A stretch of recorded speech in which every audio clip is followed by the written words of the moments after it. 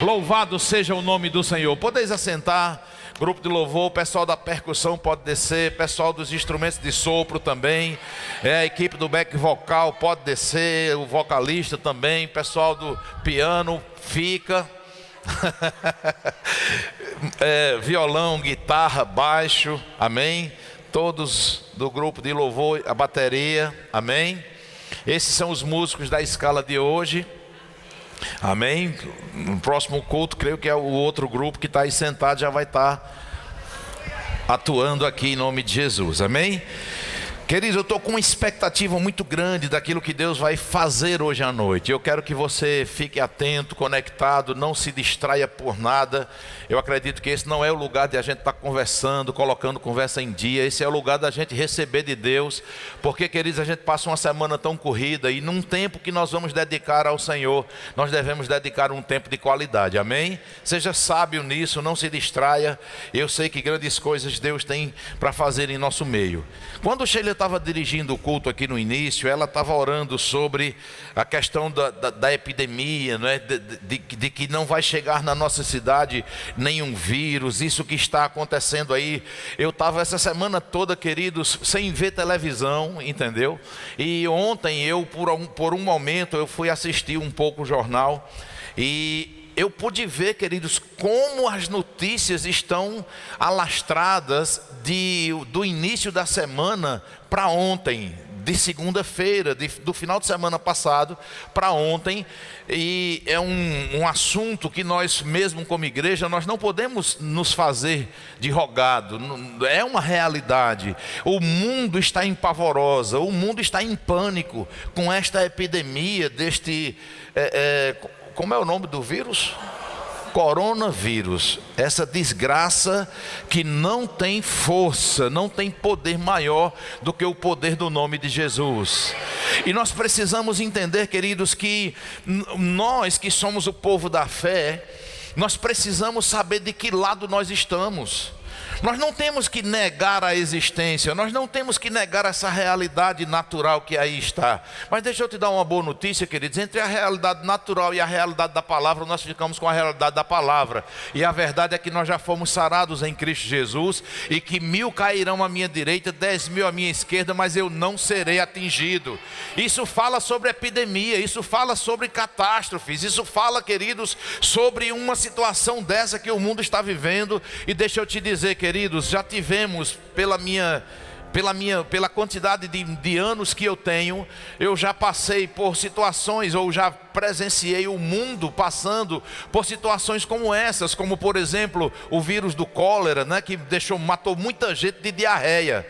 Existem umas camas em hospitais que elas foram produzidas, criadas em função daquela epidemia que dava diarreia nas pessoas, e camas de hospital com um buraco no meio exatamente para os pacientes poderem ser tratados naquelas camas especiais.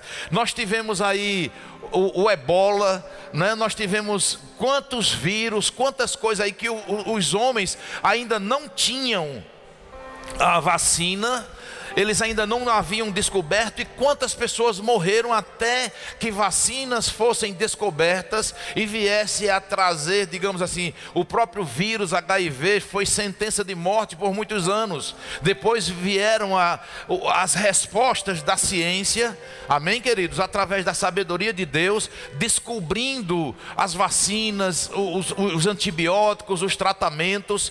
Mas hoje à noite, queridos, eu quero aproveitar o que o mundo está vivendo hoje para trazer para você um despertamento. Amém? Você precisa saber que você está em outro nível. Você faz parte de um povo separado, chamado por Deus para viver a vida plena e abundante de Deus. Você precisa ter os seus cuidados, você precisa ter higiene, tudo que aqui está sendo recomendado, queridos, não é problema nenhum você praticar. Mas deixa eu te dizer, não deixa medo cair no teu coração. Não gera expectativa que vai atingir nossa cidade, que vai atingir tua família, que vai atingir você. Não, 1000 vezes não. Se posicione na palavra, tome posse daquilo que nós estamos aprendendo. E sabe, queridos, o mundo está em pânico devido à falta da cura. Você está entendendo isso, queridos? Mas deixa eu te dizer, o mundo está em pânico.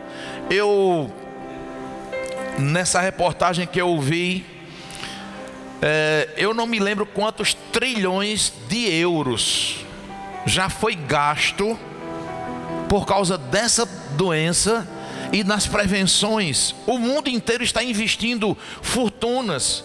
Países que estão em crise estão recebendo apoio, buscando ajuda e gastando de onde não tem por causa desse vírus, afetando a vida de todo mundo, até que alguém descubra a saída. E como eu queria que nós como igreja tivéssemos consciência da gravidade que é o vírus do pecado. Porque esse vírus que aí está, eu não sei se você está bem informado, mas quem adquire ele não tem uma sentença de morte. Existem pessoas que escapam, têm um sintoma e se tratam e de alguma forma não evolui para um óbito.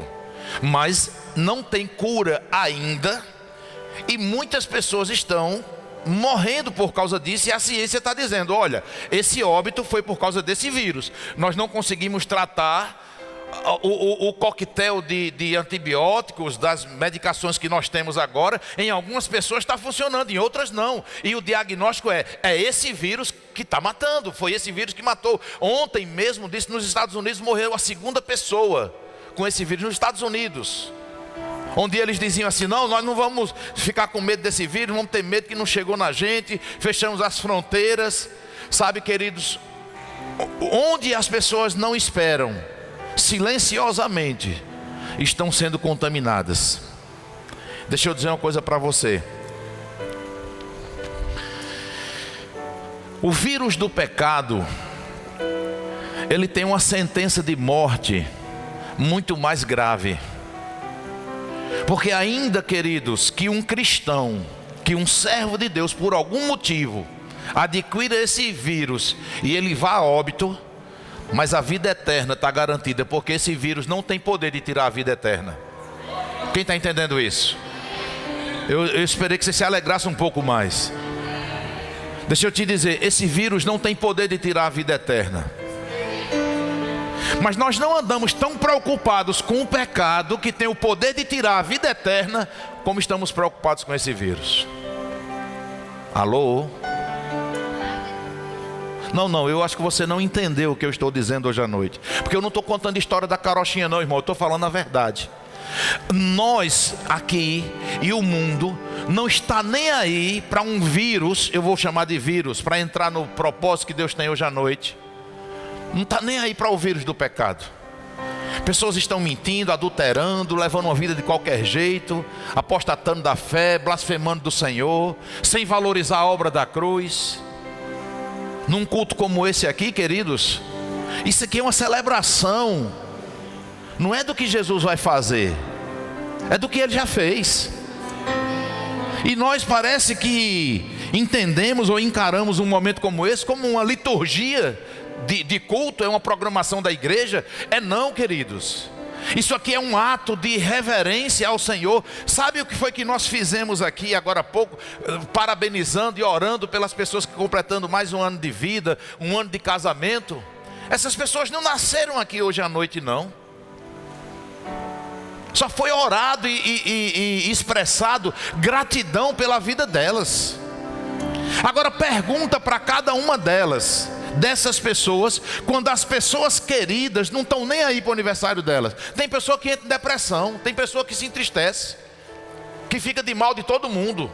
Por quê? Porque chegou o dia do seu aniversário e ela, que é uma pessoa, que é um ser, que se dedica muitas vezes a tanta gente, e as pessoas não estão nem aí para o aniversário dela. E eu não estou criticando a pessoa que se entristece, não. Quem está entendendo isso? Mas nós queremos ser valorizados por aquilo que somos. Muitas vezes nem fazemos muita coisa pela vida das pessoas, mas nós nos sentimos bem de ser lembrados, sim ou não? E quando alguém dá a própria vida por você, e nós não estamos nem aí para ela. Eu vou dizer de novo. E quando alguém deu a vida por você, e você não está nem aí para ela. Eu vou ler um texto aqui. Abre comigo, por favor. O livro de Romanos, capítulo 6.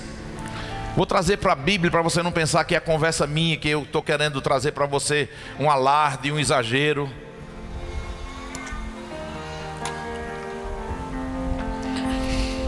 Eu vou te dar uma boa notícia.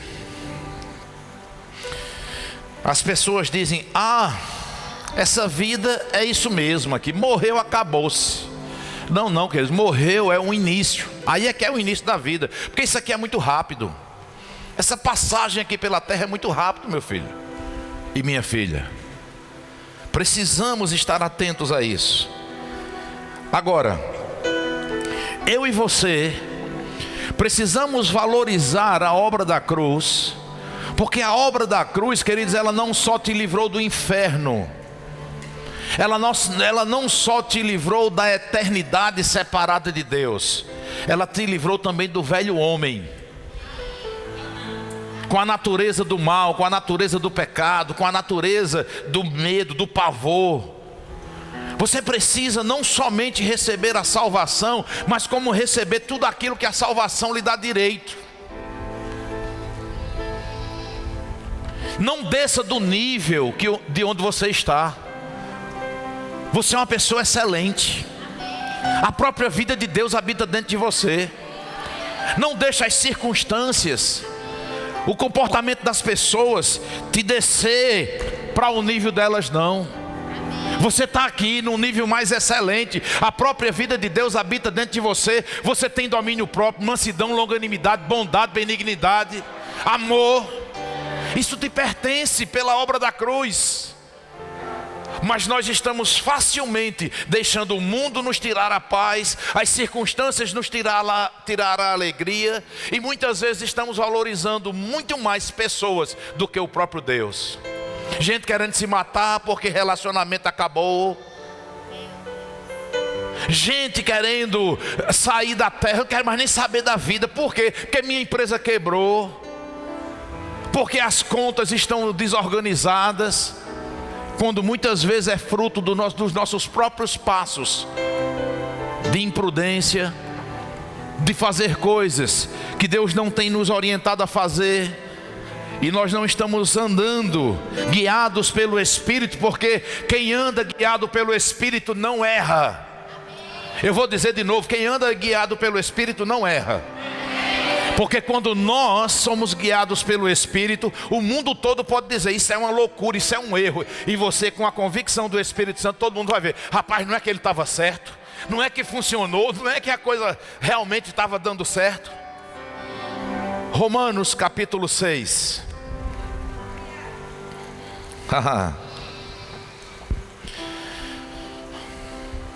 Pessoas dizem assim: eu sou crente, eu dizimo, eu oferto, eu vou para a igreja, eu sirvo na obra.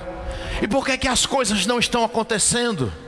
Por que está dando tudo errado? Irmãos, isso é uma ladainha de crente. É muito comum eu ouvir as pessoas dizerem isso. Mas pastor, por que as coisas não estão acontecendo? Quando alguém, preste atenção, quando alguém confessa isso, quando alguém fala isso, eu vou trazer uma analogia para você. Um agricultor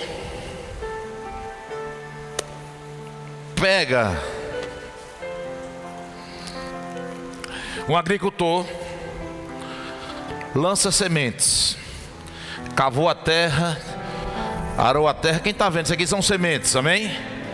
Aí ele planta a semente, aí ele vem plantando a semente. Aí volta colhendo. Volta colhendo. Volta colhendo. Aí espera alguns dias e ele fica dizendo: onde é que está a plantação? Por que eu não estou colhendo o que eu plantei? Deixa eu te dizer, porque você mesmo arrancou a semente. Como é que eu posso ter uma vida de fé declarando que quem está em Cristo, nova criatura é, que tudo vai bem, que a graça de Deus opera sobre minha vida? Como é que eu posso crer que Deus me favorece, me beneficia, me abençoa, e na mesma hora eu estou dizendo, mas as coisas não estão acontecendo, eu estou determinando que o tempo que eu queria ver as coisas, por não ter acontecido ainda, eu desvaneço na fé. Começo a reclamar e a murmurar. Sabe o que eu estou fazendo? Voltando e arrancando tudo aquilo que eu confessei, que eu disse que cria, que ia acontecer, e nada está acontecendo. Por quê? A resposta é porque você está arrancando as suas sementes de fé. Você planta confessando, dizendo que Deus é bom, que Deus é maravilhoso, e depois você volta desmanchando. Mas hoje à noite você vai se posicionar em nome de Jesus. Romanos 6:22. Aleluia. Espírito Santo, ilumina essa palavra no coração dos teus filhos. Mas agora, esse agora, queridos, presta atenção. Esse agora não se reporta ao dia de hoje. Presta atenção, para eu trazer clareza para você. Esse agora significa o exato momento em que alguém decidiu receber Jesus como único e suficiente Salvador, entrou em Cristo. Aí pode dizer, mas agora. Quem está entendendo isso? Esse agora é o tempo de uma nova vida em Deus. Não importa quantos anos você tem, não importa a tua experiência de vida, não importa o que o pecado conseguiu afetar você, destruir coisas. Porque eu conheço homens e homens e homens multimilionários que passam uma vida ganhando, faz questão até de centavos, mas numa noitada de prostituição gasta 10, 15 mil. Quem está entendendo o que é que eu estou falando hoje à noite? Eu não estou falando desse tempo, eu estou falando agora de um tempo novo em Cristo Jesus. Aí ele diz, mas agora libertados do pecado. Diga, o pecado é uma prisão. E feitos servos de Deus, tendes o vosso fruto para a santificação e por fim a vida eterna. Porque o salário do pecado é a morte.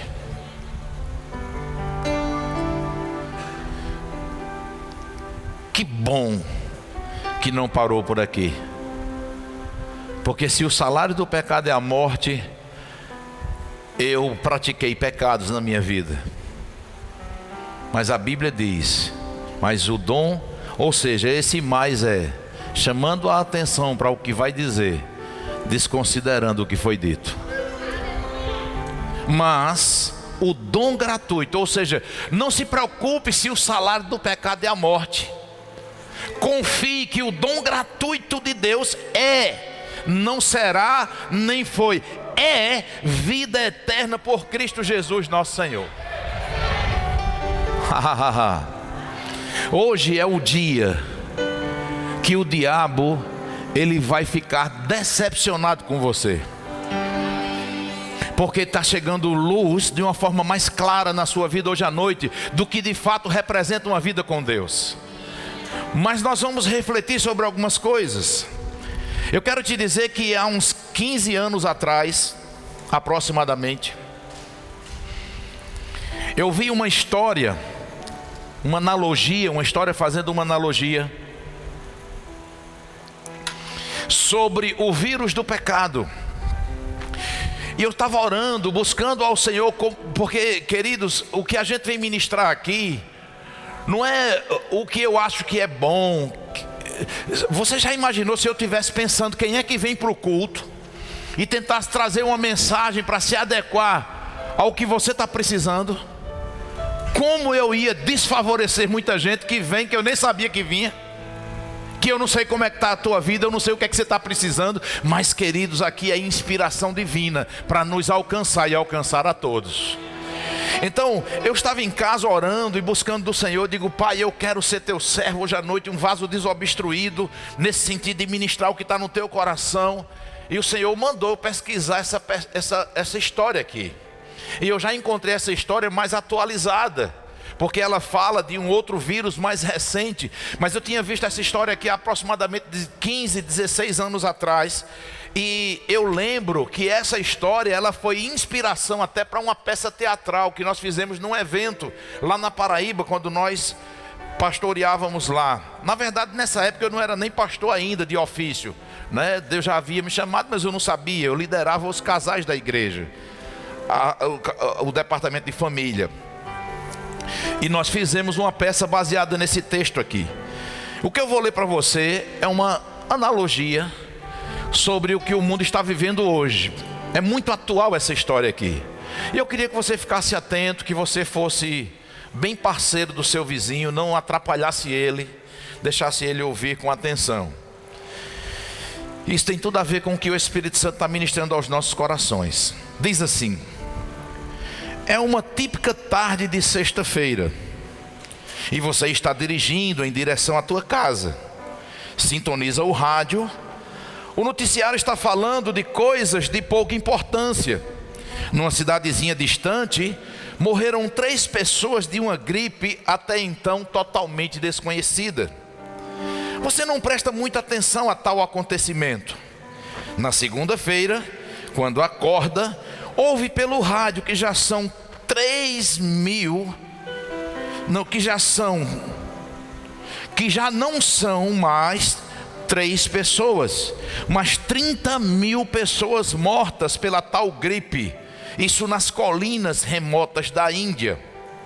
Um grupo de controle de doenças dos Estados Unidos foi investigar o caso. Na terça-feira, o fato já é a notícia mais importante no mundo, ocupando a primeira página nos jornais.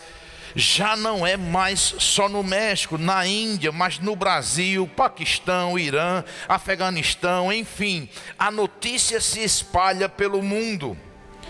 Estão chamando a doença de influenza gripe A, ou seja, a gripe suína.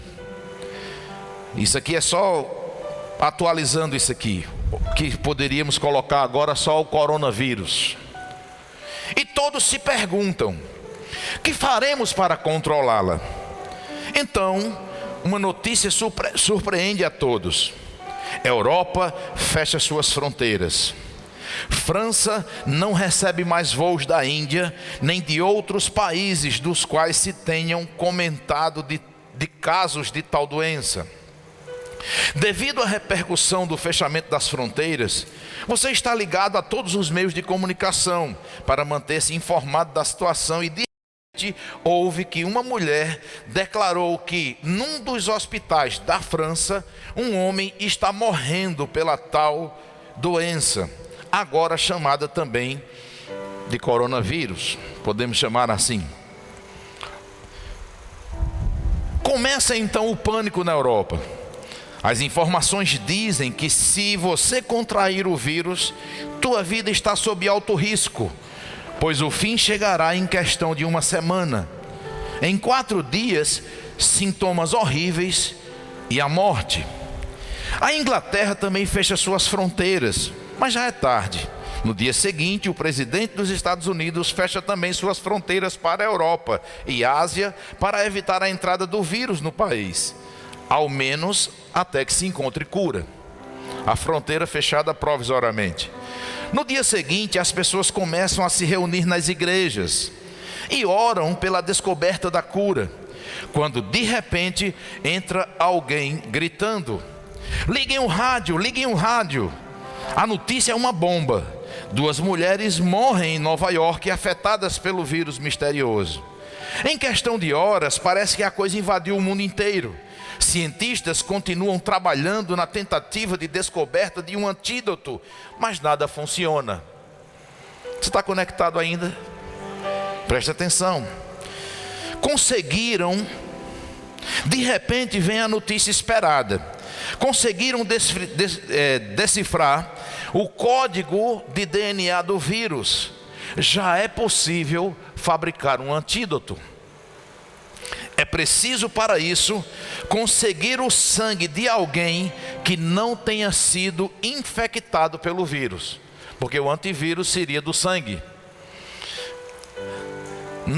Um sangue totalmente puro, raríssimo, portanto. Corre pelo mundo a notícia de que as pessoas devem ir aos hospitais para fazer a análise do seu próprio sangue e doar seu sangue para a tentativa de fabricação do antídoto. A humanidade toda é convocada para ir para os hospitais, para que, se alguém for encontrado com um sangue puro, poder servir para fabricar um antídoto. Você vai como voluntário, levando toda a tua família, teus vizinhos também vão. O pânico é grande. O que acontecerá? Será este o final do mundo? De repente, o médico sai gritando o nome que leu na ficha de análise.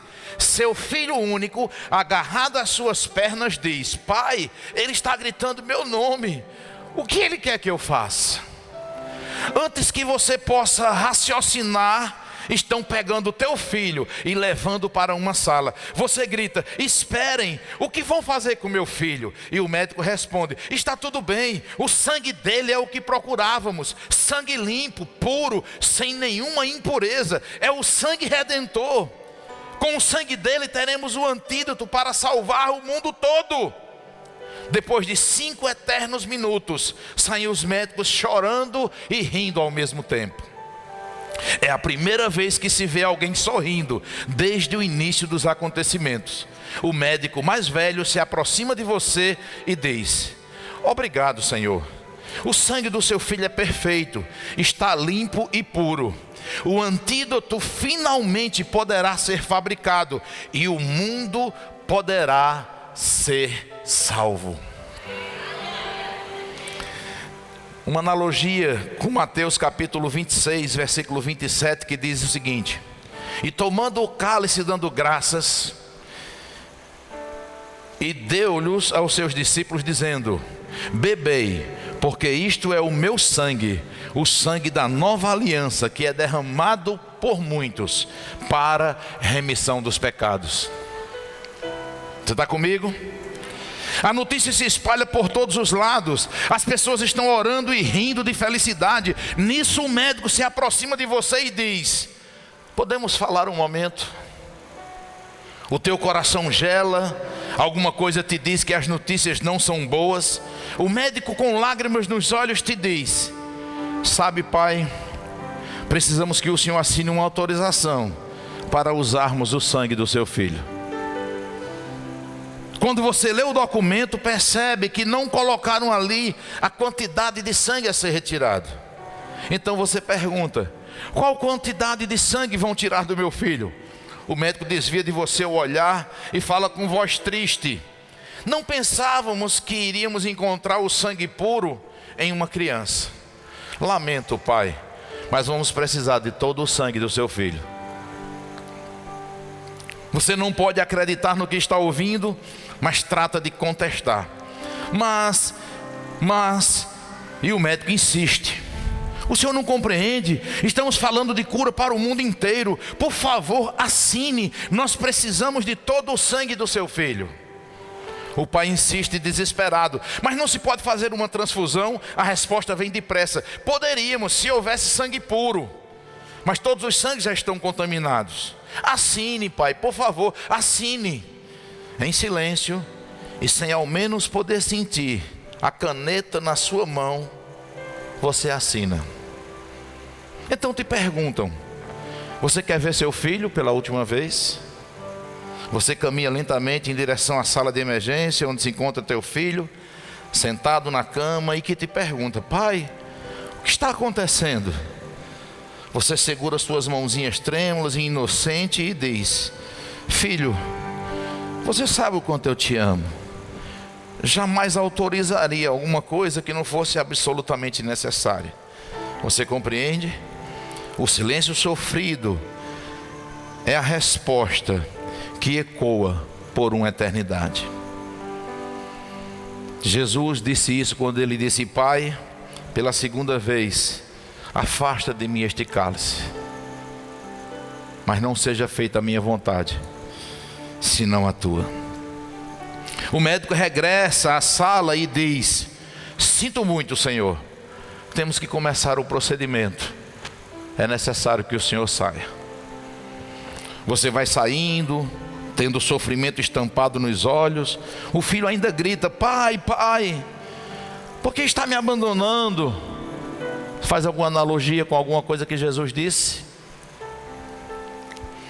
Na semana seguinte, quando fazem uma cerimônia para honrar e relembrar a morte do teu filho, algumas pessoas ficam em casa dormindo, outras simplesmente ignoram, outras preferem fazer um passeio, ver televisão, umas até vêm, mas trazem um sorriso oco e falso, na verdade.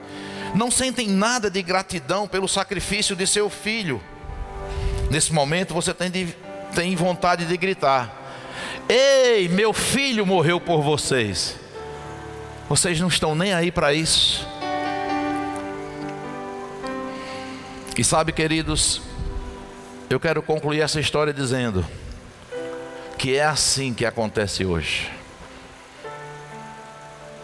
Você imagina alguém que porventura esteja contaminado com o coronavírus e de repente chega a vacina, mas a vacina chega com um risco ainda de contaminação se você se expor a pessoas contaminadas, se você se expor a um ambiente onde o vírus ainda pode contaminar, e você sabe que estava sentenciado à morte, mas a vacina chegou até você. Eu te faço uma pergunta: será que você iria se expor facilmente a um ambiente onde poderia ser contaminado novamente? Ou você ia ter um pouco mais de cuidado? O que nós temos feito com a salvação que temos conquistado em Deus, que Ele nos deu de presente? O que temos feito com esse corpo que Ele diz: eu sarei seu corpo, para que você possa ser instrumento meu aí na terra? Não apresenteis os vossos corpos como instrumento de prostituição. E o curioso é com que a simplicidade com que as pessoas vivem, sem considerar, sem dar ouvidos a essa palavra, e depois reclamam e dizem que o mundo caminha de mal a pior. É triste e curioso como acreditamos em tudo que lemos nas revistas e jornais, ouvimos no rádio, nas TVs, mas questionamos a palavra de Deus. É interessante que todos queremos ir para o céu, mas não aceitamos a fórmula de Deus para que isso aconteça em nossa vida. Marcos capítulo 16, versículo 16, coloca aí por favor.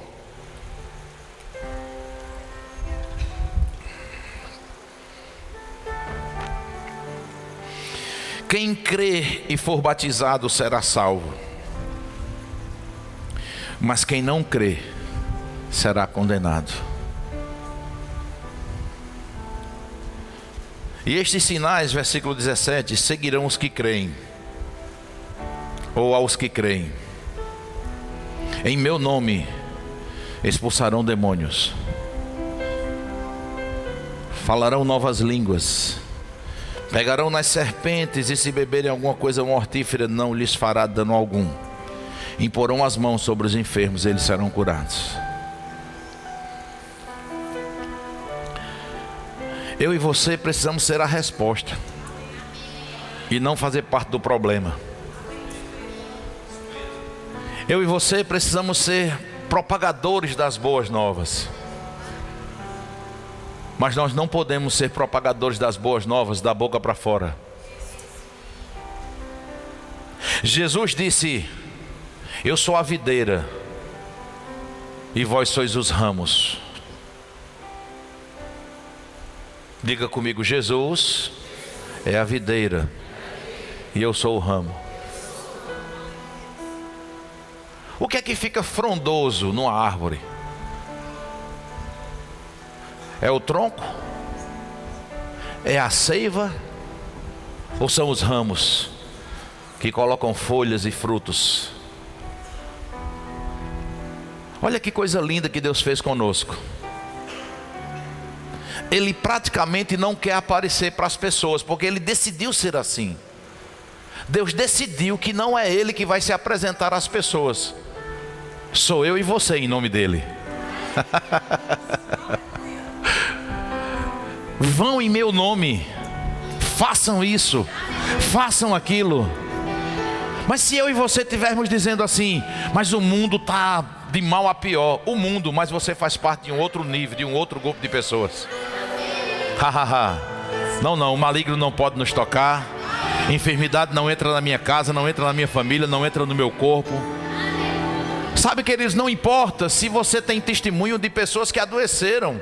Sabe, queridos, não tem problema. Eu não estou dizendo a você que crente não pode adoecer, mas eu quero te dizer que você deve ficar com a palavra. E antes de você estar confessando que pode correr o risco de adoecer, comece a declarar: eu estou sarado, porque Jesus já me sarou. Isso não é algo que você está pedindo nem mendigando. Foi um dom dele, um presente dele. Ele te deu. Agora, infelizmente, o fato de nós termos recebido um presente não significa dizer que nós vamos gostar do presente, não significa dizer que nós vamos valorizar o presente, não significa dizer que nós vamos colocar em uso aquele presente. O maior dom, o maior presente que alguém pode receber é a vida eterna. Mas o mundo anda como perdido. A maior alegria que nós podemos ter é o nosso nome escrito no livro da vida. É um testamento onde meu nome está escrito lá e o teu nome. Mas nós queremos ter o nosso nome escrito no cartório. Dono de propriedade, dono disso, dono daquilo outro. Mas não valorizamos a vida eterna que Ele tem nos dado. Sinceramente, eu fiz uma reflexão esses dias. Meu Deus, que vergonha. Nós, como filhos de Deus, como cristãos, estamos com muito mais medo. Eu digo estamos, somente a colocação do verbo. Estamos com muito mais medo de um vírus que de uma hora para outra pode ter a solução. Mas não estamos considerando, não é para ter medo. Deus não nos chama para ter medo. Mas nós não temos considerado a gravidade do pecado. Humilhado, cuspido, maltratado, como rei dos reis, Senhor dos senhores, Filho de Deus. Não teve por usurpação ser igual a Deus. Se humilhou, veio como um cordeiro. Se absteve da sua divindade, porque só assim ele poderia sofrer como homem. Porque como Deus ninguém poderia matá-lo, ninguém poderia tocá-lo. Ele mesmo disse quando Pedro foi cortar a orelha daquele soldado Malco, que vieram prender Jesus. Jesus disse: Pedro, fica quieto. Se eu quiser eu oro e uma legião de anjos vem aqui e me protege, fulmina tudo aqui. Eu não estou com falta de proteção não preciso de nada nem de ninguém não. Eu estou aqui porque eu quero, é amor. É o meu amor que está me movendo. E nós precisamos tomar posse dessas verdades. Então, queridos, eu quero te dizer, eu não sei como você chegou aqui hoje à noite. Eu não sei se você tem certeza de salvação ou não, mas a salvação já te foi dada. Negar Jesus, presta atenção, não se render a Jesus, espiritualmente falando, é a mesma loucura de alguém contaminado por esse coronavírus não querer o antídoto. Está contaminado, no hospital municipal, está lá, está vacinando, é só chegar lá. Não, eu não quero não. Deixa, eu não estou sentindo nada ainda. Esse negócio que morre nada. Esse vírus mata todo mundo, mas não vai me matar não. Preciso não. Deixa eu levar minha vida do jeito que eu quero. Mas hoje à noite, a compaixão do Senhor e a misericórdia dele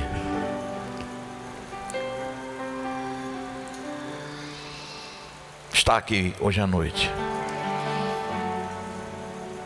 Eu não sei se você já foi liberto do vírus do pecado e se deixou contaminar novamente. O antídoto está aqui. Eu não sei se você nunca recebeu esse antídoto.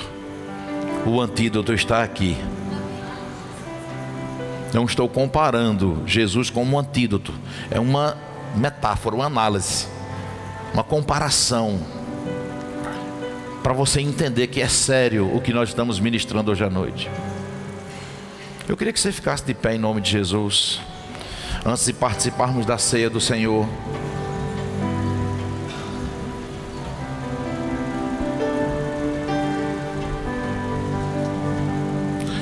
Eu queria que colocasse aqui no telão Colossenses capítulo 1. Eu queria que todos lessem Colossenses capítulo 1, do versículo 12 até o 14. Queria que você prestasse bastante atenção nisso. Dando graças ao Deus, ao Pai, que nos fez. Você não conquistou isso, não foi esforço seu, que nos fez idôneos a parte que vos cabe da herança dos santos na luz. 13. Ele nos libertou do vírus do pecado e nos transportou para o reino do Filho do seu amor. Versículo 14. No qual quem? No antídoto, no sangue derramado, no qual temos a redenção. Que redenção é essa? A remissão dos pecados. Sabe, queridos, não existe nada mais insano, me permita usar essa palavra, não existe nada mais sem nexo alguém não aceitar o pagamento de uma dívida que você fez e que você não pode pagar, e alguém se oferece para pagar por você, e o teu orgulho, a tua vergonha, a tua vaidade ou qualquer outro argumento te impede de receber. É insano alguém que tem uma conta paga se considerar devedor ainda. Já foi pago. Você não está mais no reino das trevas. O pecado não tem mais domínio sobre você. E sabe por que somente Jesus podia fazer isso? Porque Ele é o único que não conheceu o pecado. Ele é o único puro. É o único que verdadeiramente tinha condições para que a justiça de Deus pudesse ser plena e perfeita. Ninguém com pecado poderia pagar pecado. Como é que um devedor paga uma dívida?